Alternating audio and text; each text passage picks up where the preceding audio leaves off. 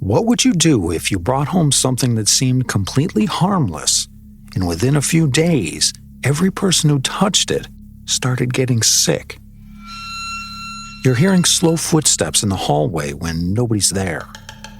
You're smelling something sour and animal-like that doesn't belong in your house. You're waking up from the same nightmare over and over, heart pounding, certain that someone was standing right next to your bed a second ago. And every time you try to give the item away, the person who takes it ends up bringing it back and saying the same thing. I don't want this. Something's wrong with it. That's what happened to a man who bought a small wooden wine cabinet at an estate sale in Portland, Oregon. He thought it was just another antique he could clean up and resell. But once he opened it, light bulbs started bursting. Shadows began moving in empty rooms. People around him got sick. And when the box finally left his hands, the nightmares didn't stop. They simply followed it to the next person. This is the story of that cabinet, the people who tried to live with it, and the things some of them believed was attached to it.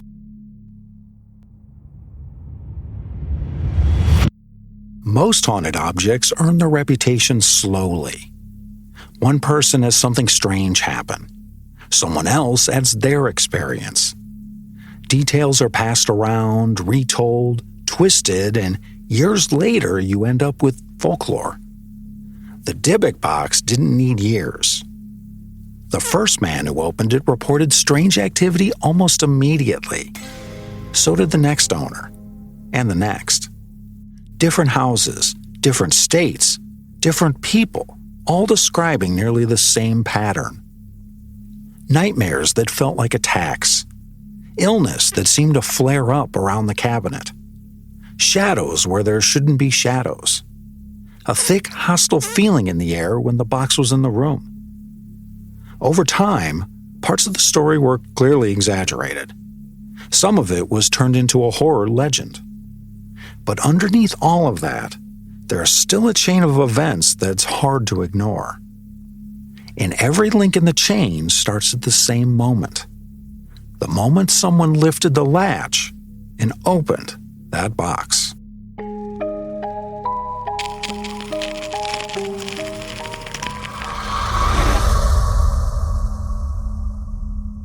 I'm your host, Robert Barber, and tonight we're looking at a small wooden cabinet that some people believe is one of the most dangerous haunted objects in America. This is the story of the Dybbuk Box.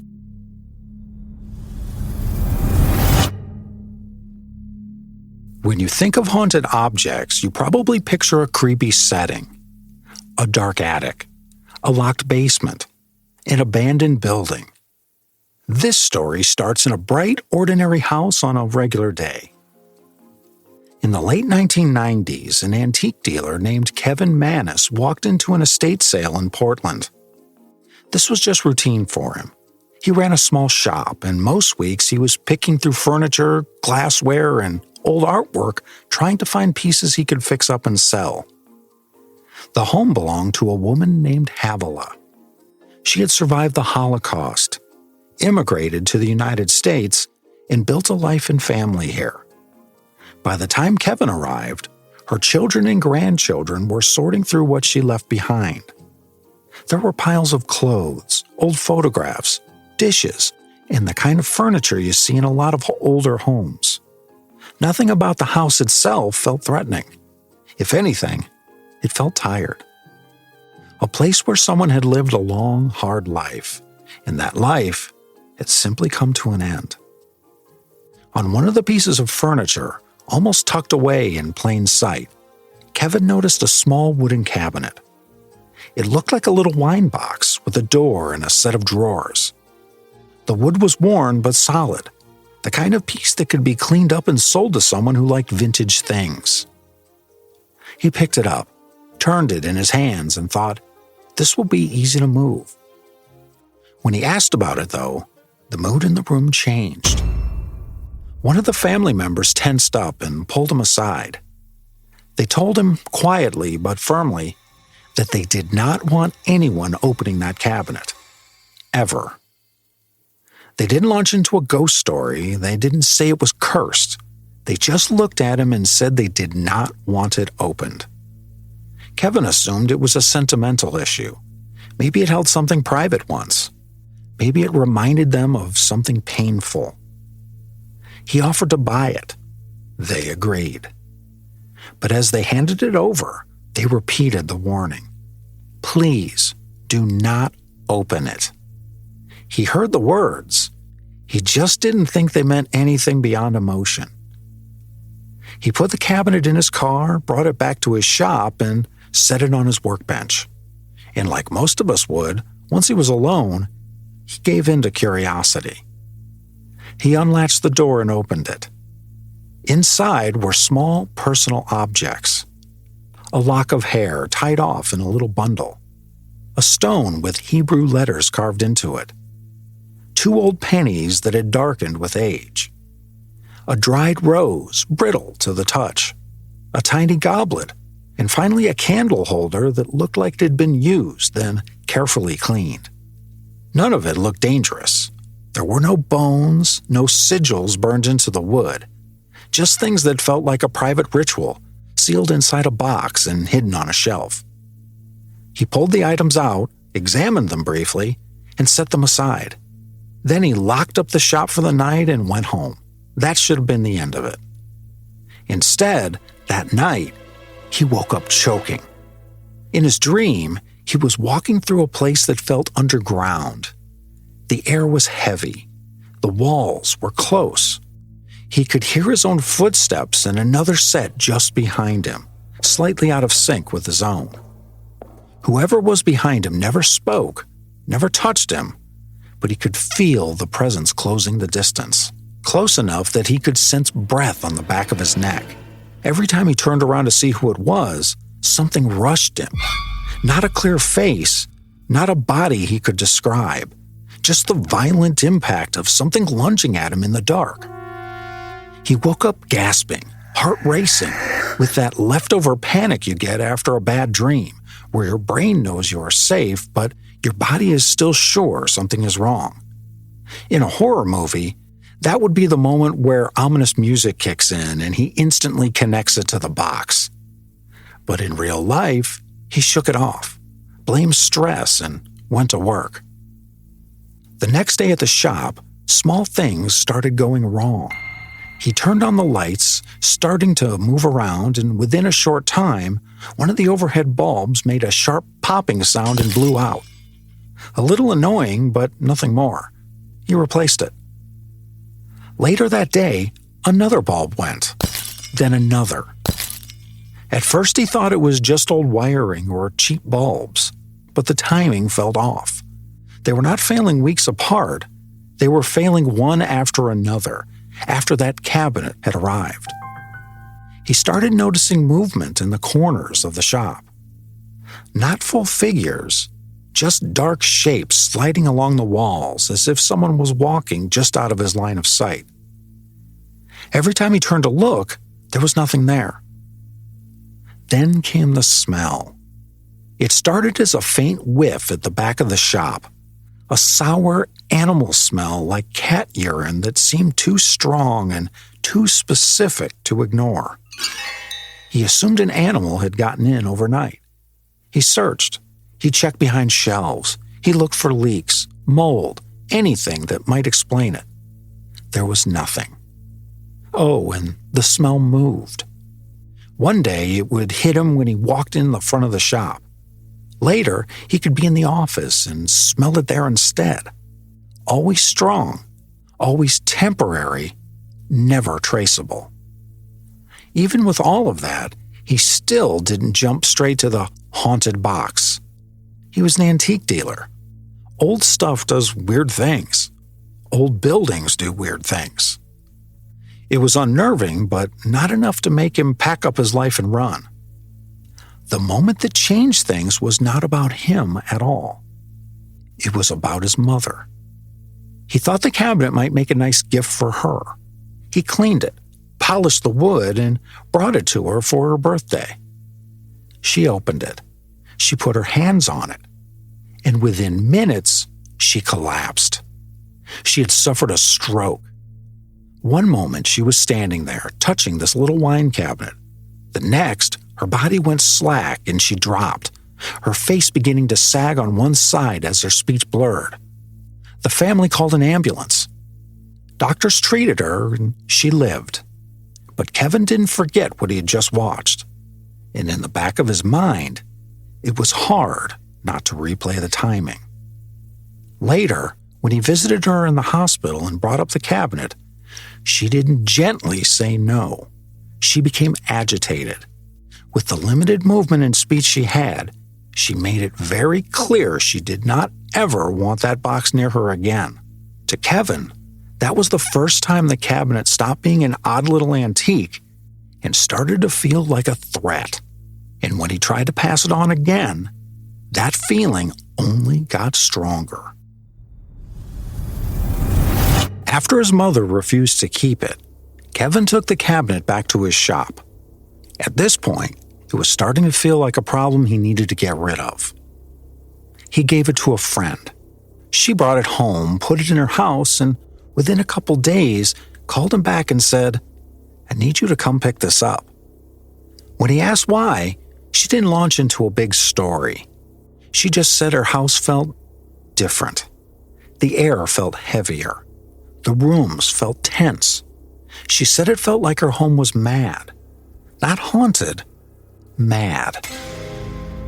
Another friend agreed to take it. He kept it for about a week. During that week, his hair began falling out in clumps in the shower. He felt exhausted and sick for no clear reason. He didn't keep it long enough to see if it would get worse. He brought the box back too. Someone else tried keeping it in their bedroom. They told Kevin that one night they woke up for no obvious reason. The room was quiet. The clock was glowing on the nightstand. When they looked towards the doorway, they saw a woman standing there, just inside the frame. She looked older, with sunken eyes and a hollow expression, like all of her energy had been scraped out. The figure didn't speak, didn't move, just stood there, watching. They quickly turned on the light and the doorway was empty. They didn't sleep in that room again while the cabinet was in the house. They pushed it out into another space and told Kevin to come get it. By now, it was not one bad event tied to emotion. It was a string of people in different homes describing similar things. A feeling of pressure in the air. Nightmares that started only after the cabinet arrived. Shadows in doorways. Illness that seemed to flare up and fade away with the box.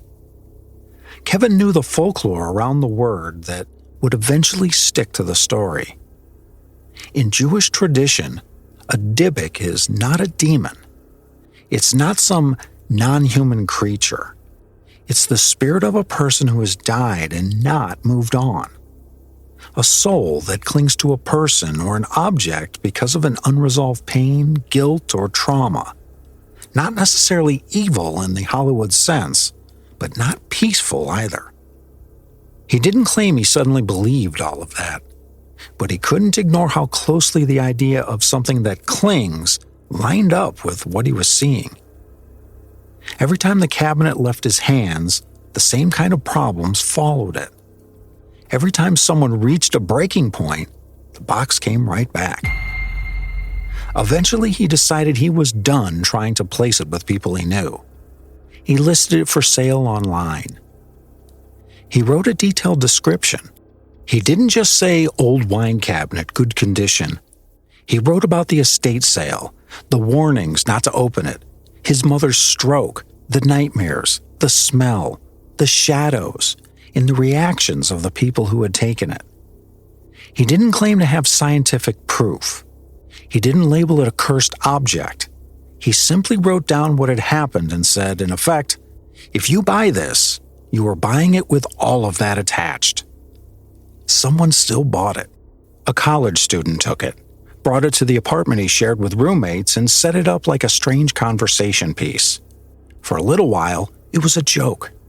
Then, it wasn't. Within days, bruises started appearing on their bodies.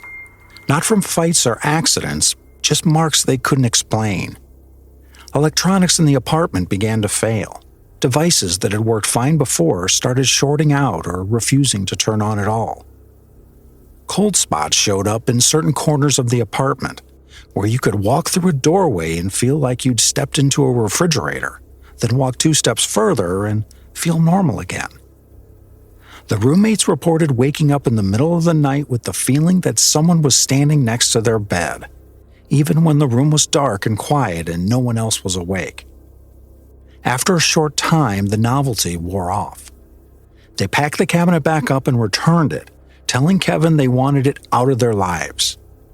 Different people, different locations, the same pattern.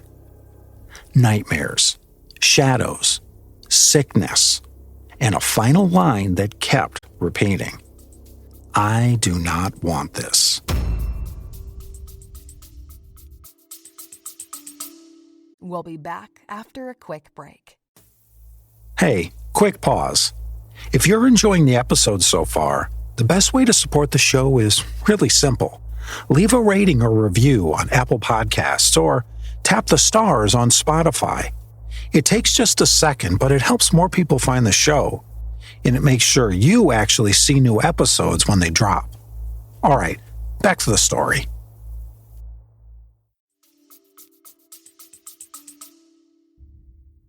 The cabinet eventually landed in the hands of a man named Jason Haxton. Jason worked as a museum curator. He had a background in history and artifacts, and he was used to handling objects that carried stories with them. When he learned about the Dybbuk Box, he wasn't coming at it as a paranormal investigator. He wasn't trying to make a TV show. He was interested in why so many people seemed to have intense experiences around the same object. He decided to acquire the box and see what happened if he lived with it for a while. He didn't have to wait long. Almost as soon as it entered his life, he began to notice changes. He developed strange welts and rashes on his skin. They would flare up, then fade, then flare again with no clear trigger. He went to doctors. They looked for allergies, skin conditions, anything obvious, and they couldn't give him a solid answer. He started waking up at night, gasping for air, feeling like someone had been pressing down on his chest while he slept. There's a medical term for that kind of sensation, sleep paralysis. But for him, it didn't feel like a random one-time episode. It kept happening. Around the house, he began to hear sounds that didn't match the environment. Soft voices, like someone having a low conversation in the next room, just quiet enough that he couldn't make out the words. He would step into that room and the sound would stop. He saw shapes pass behind doorways the same way Kevin had. Quick, shadowy movement, not tied to any person he could find. And then the dreams started. When he later heard Kevin describe his own nightmares, the similarity was unsettling. The dark place, the footsteps behind him, the sense that something was slowly closing in, the rush of impact when he turned to face it. As a museum professional, Jason also had colleagues and visitors around him to observe. He kept noticing that people who spent time near the cabinet would sometimes complain of dizziness or nausea. Some felt pressure in their heads, like a sudden headache hitting only when they were in that space. Visitors who didn't know much about the story still walked away saying, "There's something wrong with that thing." At a certain point, Jason decided it wasn't safe to keep the cabinet sitting out in his home the way that you might display a normal artifact. He commissioned a larger wooden chest and lined it with gold, hoping that the combination of physical layers and symbolic protection would act as a barrier. He placed the cabinet inside, closed it up, and left it there. And after that, he said, his house began to feel like a normal house again. The nightmares eased. The physical symptoms calmed down. The atmosphere lightened. For years, the Dybbuk Box faded from public view. It was not gone, but it was not on display for crowds either. Jason didn't give out the exact location where it was kept. He simply told people he believed there was something attached to that cabinet that fit the idea of a Dybbuk. Not a demon in the popular sense, but a restless presence that clung to the object. And for a while, that is where the story rested, until the box came out again.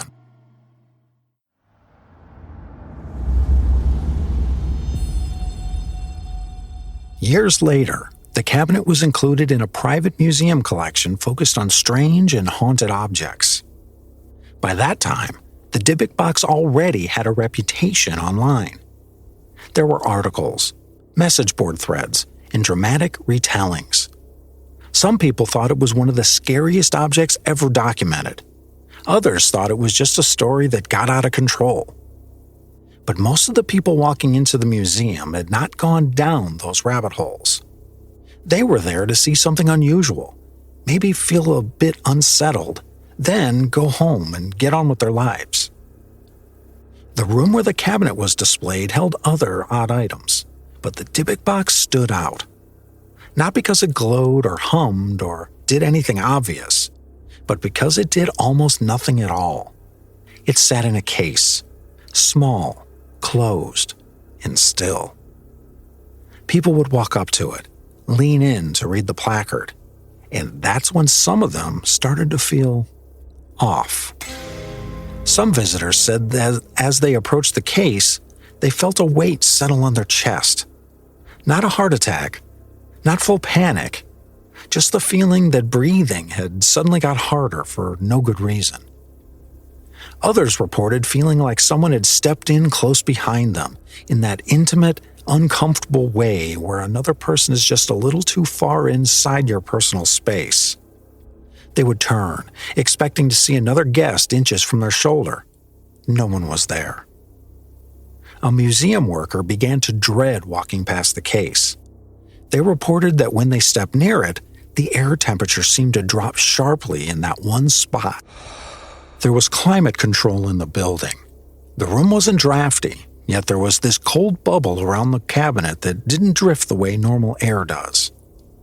On its own, any of those experiences could be chalked up to nerves. People go into haunted museums expecting to feel something. The mind fills in the gaps. But then the dreams started again. After visiting, a number of guests reported having almost the same nightmare. They described walking through a dark space where the walls felt too close and the air felt too thick. They could hear someone walking behind them, matching their pace, getting closer with every step. They couldn't see a face. They couldn't get a clear look at whoever or whatever it was. They only knew that when they tried to turn around, something slammed into them, and that's when they woke up. When those descriptions were compared to Kevin's early accounts and to what Jason had written about his experience, the shape of the nightmare was nearly identical. Different people, different times, different places, the same dream. The cabinet was now locked behind glass and layered with security. No one was opening it, touching it, or moving it freely through their homes. But if the stories are to be believed, the pattern hadn't stopped. It had simply moved from private houses into a public room. But the story wasn't done shifting, because once the Dybbuk Box went public, something unusual happened. The experiences around it didn't fade away with distance and security. They spread. For years, the Dybbuk Box lived in a quiet corner of a private collection. It was behind glass. It was locked. It wasn't being passed from person to person anymore. But that doesn't mean the story stayed contained. At a certain point, the Dybbuk Box stopped being a strange object that a handful of people had talked about, and it started to move into something else. It became a public legend, a viral story, a symbol. And when that happened, the experiences around it didn't get weaker. They got louder. One of the moments that pushed the Dybbuk Box into mainstream attention happened when a well-known musician visited the exhibit. Just Google Dybbuk Box musician and you'll see for yourself. He walked through the room, looked at the case, and spent time close to the cabinet. Nothing dramatic happened on the spot. There was no shaking glass or sudden explosion of activity. But soon after that visit, he went through a stretch of events that caught people's attention. A near-miss plane emergency, a robbery, an accident that left him injured, and a series of frightening, chaotic moments all packed together in a short window of time. None of those events prove anything. Accidents happen. Bad luck clusters sometimes. People put patterns on things that may not have any real connection. What made it stand out was the way people reacted. The more the story circulated, the more people looked back at that visit and said the same thing. It started after he saw the box. At the same time, something else was happening on the other end of the spectrum. Skeptics and researchers began digging into the history of the cabinet, trying to sort out what was real and what wasn't. People started asking pointed questions. They wanted documentation. They wanted dates and names and receipts. And that's when another twist surfaced. Kevin Mannis, the man who wrote the original listing and told the first full version of the story, publicly admitted that he had exaggerated and shaped parts of it. He didn't say the cabinet was harmless. He didn't deny every strange event. But he did say that pieces of the narrative were crafted the way that a writer shapes a horror story. In one moment, you had a celebrity streak of bad fortune fueling belief. In the next, you had the creator of the original account saying he'd added dramatic touches for effect. Both things happened at the same time. Both pushed the Dybbuk Box into a stranger space where fear, folklore, personal experience, and doubt all collided. And that's where the story sits when we look at it today. Not simply in private homes, not simply in a museum, but out in the world, moving through pop culture, skepticism, and belief all at once. And once you're standing in that middle ground, the only way forward is to pull back and separate what we can confirm from what we cannot. Once you step back from the fear and look at the Dybbuk Box as a case, you run into a wall that shows up in a lot of paranormal stories. Some things are documented. Some things are personal testimony. And some things are clearly stretched or dramatized. And all of that is true at the same time. Here is what we can say with confidence. There really was a woman named Havilah whose belongings were sold in Portland.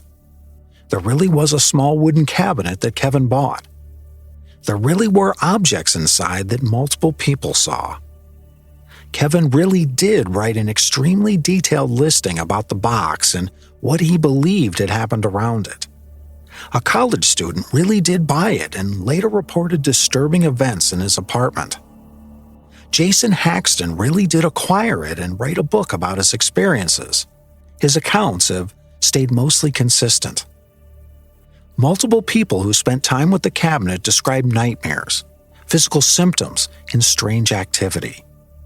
Those accounts are written down. They're not anonymous internet comments. They came from people who put their names on the line. Now the harder part. We don't have medical records that tie any one health event directly to the box. People get rashes, breathing problems, strokes, and fatigue for many reasons. The timing, in some cases, is unsettling. The connection, from a scientific standpoint, is not proven. Electrical problems can absolutely be random. Old wiring and cheap equipment can cause all kinds of strange malfunctions. The smell of cat urine could be mold, dead animals in the walls, or any number of unpleasant things. There is no historical document from Europe that mentions a ritual to trap a Dybbuk inside this specific cabinet. The idea that it was created for that purpose seems to be more interpretation and later storytelling than a traceable fact. And then there's the biggest complication. Years after the story gained fame, Kevin Mannis admitted that he had embellished parts of his original account. He didn't claim he invented the whole thing. He did say that some of what he wrote was shaped for effect. That doesn't automatically erase everything.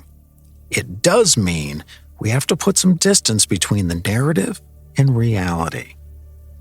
Even so, Jason and others who had the box in their possession have not retreated from their testimonies. They still insist that, whatever the exact origin, something felt off around that cabinet. So the Dybbuk box ends up in a familiar, uncomfortable spot. Half in the world of fact, half in the world of story. A real object with a real chain of owners, surrounded by layers of experience, belief, folklore, and exaggeration. For me, the scariest part of the Dybbuk box is not the label. It's not the word Dybbuk or the idea of a cursed wine cabinet. It's the way the same kinds of experiences keep showing up in different people's lives, in different places, years apart. Nightmares with the same basic shape. The feeling of someone behind you getting closer. The sudden pressure on your chest. The sense that the mood in a house is turned against you. Humans are good at scaring themselves. When you expect to be afraid, your brain will gladly help you out. But not everyone in this story started with that expectation. A lot of them were just trying to live their lives. They wanted a piece of furniture. They wanted a curiosity. They wanted something for their collections. They didn't go searching for a haunting. The haunting, if you take them at their word, found them. I don't know if there is truly a spirit clinging to this cabinet. I don't know how much of what has been written about it is literal and how much is a story that just spiraled. I do think objects can carry weight. When something has been present in the worst chapters of a person's life, when it is silently sat in rooms where people suffered, grieved, or hid, it's not hard to believe that later owners might feel something heavy in its presence, even if there's no ghost in the traditional sense. The idea of a Dybbuk is not about a Hollywood demon.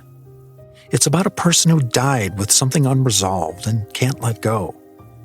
Put that idea on top of an object that has passed through real trauma, and you get a story like this. Maybe the box is haunted in the way people think, with a spirit that reacts and pushes back.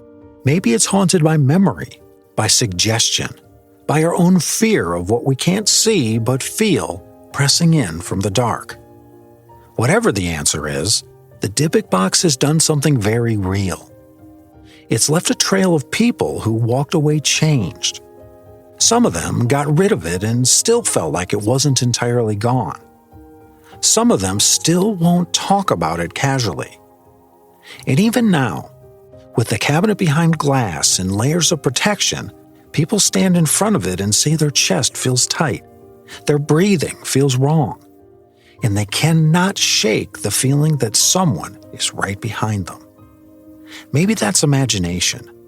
Maybe it's something else. Either way, the story of the Dybbuk box isn't finished. It keeps being reopened, not by lifting the lid, but by telling its story. This has been State of the Unknown. If you're listening on Apple Podcasts, leaving a rating or review is one of the best ways you can help the show grow. It takes just a few seconds, and it really does make a difference in how the show is found. If you're on Spotify, all you have to do is tap the stars. There's also a poll under this episode. Tap in and tell me what you think the Dybbuk box really is. A genuine haunting, the power of suggestion, or something in between. Thank you so much for spending time exploring the unknown with me. If you have an idea for a future episode, or a story from your own life that you think fits what we do here, you can reach me anytime at stateoftheunknown.com/contact. You can send me an email message there or even a voice message. Until next time, stay curious, stay unsettled, and remember, Some objects are not meant to be opened.